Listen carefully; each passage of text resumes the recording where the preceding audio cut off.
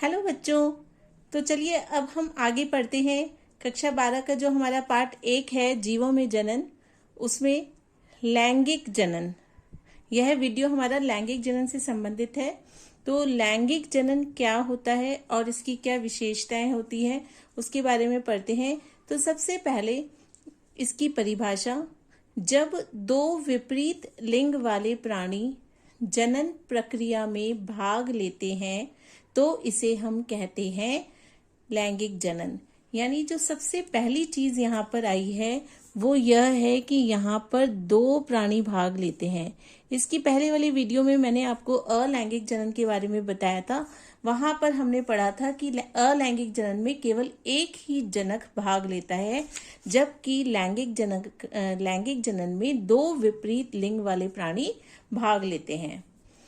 दूसरा क्या है, इस प्रक्रिया में नर व मादा युग्मकों का बनना, यानी यहाँ पर दो विपरीत लिंग वाले प्राणी होते हैं, यानी एक नर तथा दूसरा मादा। तो नर द्वारा नर युग्मकों का बनना, नर क्या बनाता है, नर बनाता है नर युग्मक,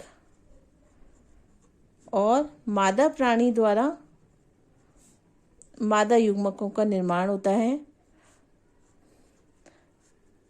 तो इस प्रकार यहाँ पर दो प्रकार के युग्मक बनते हैं, नर युग्मक और मादा युग्मक।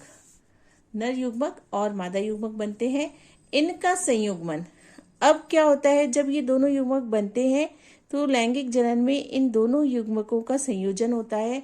दोनों युग्मक आपस में जुड़ते हैं और इनके जुड़ने से जो अवस्था बनती है वो अवस्था, उस अवस्था को, उस कोशिका को हम कहते हैं जाइगोट, या हिंदी में इसे हम कहते हैं युग्मनज। वो कहलाता है युग्मनज।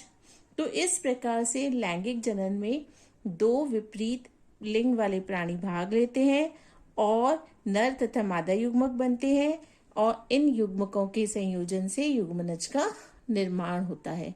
तो यह तो हो गया लैंगिक जनन। अब आइए हम देखते हैं कि अलैंगिक तथा लैंगिक जनन में मुख्य अंतर क्या है। पहला, अलैंगिक जनन सरल तथा तीव्र प्रक्रिया होती है। जैसा कि हम अलैंगिक जनन जब पढ़ा था हमने, तो अलैंगिक जनन में देखा था कि अलैंगिक जनन जो है वो एक सरल और तीव्र प्रक्रिया होती है, लेकिन लैंगिक जनन जो होता है वो अलैंगिक जनन के कंपैरिजन में जटिल और धीमी प्रक्रिया होती है। अलैंगिक जनन तो जल्दी से हो जाता है, तीव्र प्रक्रिया होती है, जबकि लैंगिक जनन धीमी प्रक्रिया के माध्यम से होता है। जो दूसरा डिफरेंस है हमारा, जो दूसरा अंतर है वो क्या है, दूसरा अंतर है अलैंगिक जनन में केवल एक जनक भाग लेता है।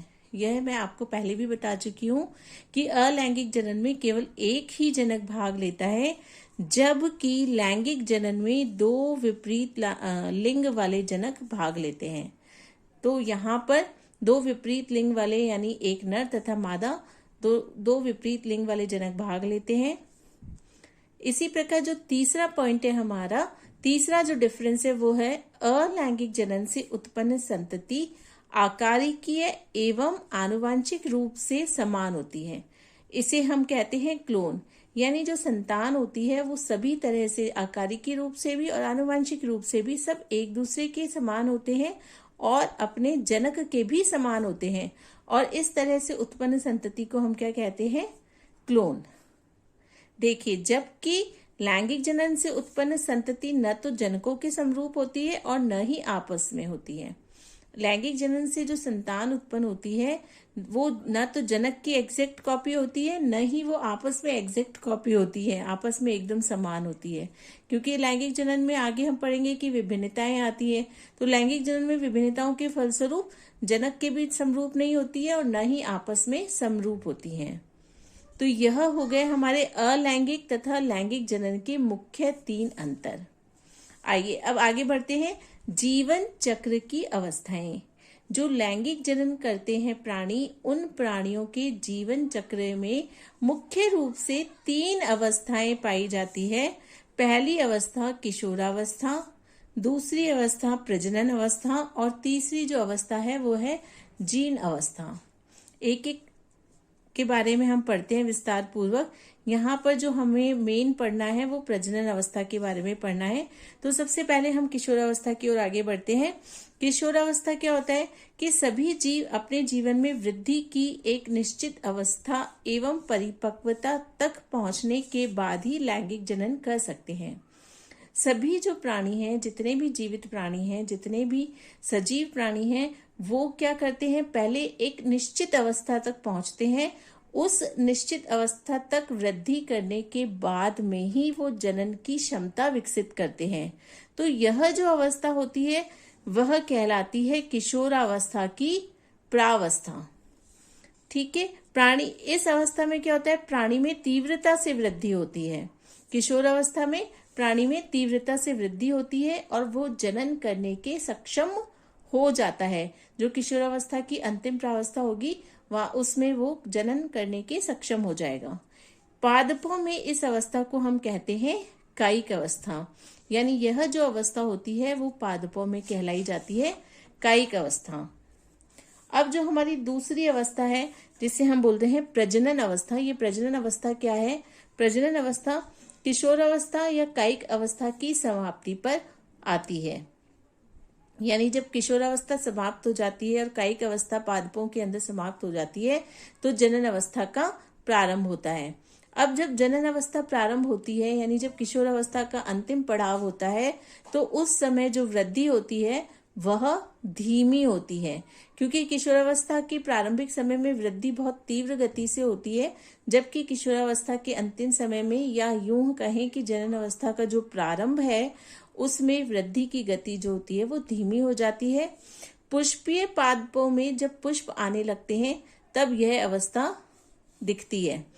तो जब ये जो प्रजनन अवस्था है पुष्पीय पादपों में, हमें इस अवस्था का कैसे पता लगेगा, जब पुष्पीय पादपों में हमें दिखेंगे कि पुष्प आ रहे हैं, पुष्पीय पादप पुष्पों से लदे पड़े हैं, तब यानी इसका मतलब पुष्पीय पादपों में प्रजनन अवस्था का आरंभ हो चुका है।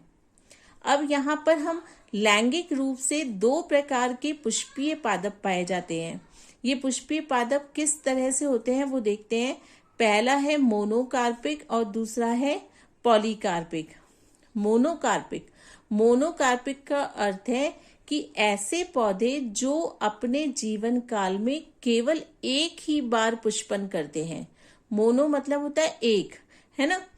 तो ऐसे पौधे जो केवल एक ही बार पुष्पन करते हैं, यानी एक ही बार पुष्प धारण करते हैं, वह कहलाते हैं मोनोकार्पिक। आइए पहले हम मोनोकार्पिक के बारे में पढ़ते हैं। तो मोनोकार्पिक पौधे, इनके उदाहरण है, 3 उदाहरण है इनके। देखिए, वार्षिक पौधे, द्विवार्षिक पौधे, बहुवर्षीय या बहुवार्षिक पौधे। वार्षिक पौधे यानी वो क्या होगा कि एक वर्ष में पुष्प उत्पन्न करेंगे, उसके बाद पुष्प उत्पन्न करने के बाद उससे फल बनेंगे और वो पौधे मर जाएंगे। तो इस तरह के पौधे होंगे वार्षिक पौधे। द्विवार्षिक पौधे यानी द्वितीय वर्ष इनमें पुष्प उत्पन्न होंगे और पुष्प उत्पन्न करने के बाद फल बनाने के बाद वो मर जाएंगे, उनका जीवन काल समाप्त हो जाएगा। बहुवार्षिक पौधे यानी कुछ पौधे ऐसे होते हैं, कुछ बहुवार्षिक पौधे भी ऐसे होते हैं जो बहुत सालों बाद पुष्प उत्पन्न करते हैं। जैसे इसका बहुत इंपॉर्टेंट उदाहरण है, 2 उदाहरण हम यहाँ पढ़ेंगे। पहला है बांस। बांस की कुछ प्रजातियां ऐसी होती हैं जहां पर 50 से 100 वर्षों के बाद पुष्पन होता है बांस की प्रजातियों में। तो यानी बांस अपने जीवन काल में 50 से 100 वर्ष बाद पुष्पन करता है। इसी तरह से एक दूसरा पादप है स्ट्रॉबिलैंथस कुंठियाना, जिसका साधारण नाम है नीलकुरंजी। ये जो स्ट्रॉबिलैंथस कुंठियाना पादप है, ये बेसिकली साउथ साइड यानी जो भारत का दक्षिण भाग है वहां पर पाया जाता है, और ये केरल, कर्नाटका, तमिलनाडु इस ओर पाया जाता है। तो एक बार यानी 2006 में इस पौधे में इतने फूल आए थे कि जमीन पर फूलों की चादर बिछ गई थी। तो इसे देखकर जो टूरिस्ट थे, सैलानी थे, वो बहुत आकर्षित हुए थे और वर्ष 2006 में वहां पर साउथ साइड में, केरल, कर्नाटका इस साइड में टूरिज्म बहुत बड़ा था, गवर्नमेंट को बहुत फायदा हुआ था। तो फायदा किसकी वजह से हुआ? इस पौधे की वजह से, स्ट्रॉबिलैंथस कुंटियाना की वजह से। यह जो पौधा होता है वो 12 वर्षों में एक बार पुष्पन करता है। 12 वर्षों में एक बार पुष्पन करता है, यानी 12 वर्षों बाद इसके अंदर फ्लावर्स आते हैं। तो यह था हमारा लैंगिक जनन के बारे में। लैंगिक जनन की 2 अवस्थाएं हमने पढ़ी। पहली अवस्था किशोरावस्था और दूसरी अवस्था प्रजनन अवस्था। आशा करती हूँ कि आपको वीडियो समझ जरूर आया होगा। वीडियो को देखने के बाद कमेंट करके जरूर बताएं कि वीडियो कैसा लगा और मेरे चैनल को सब्सक्राइब करें। धन्यवाद।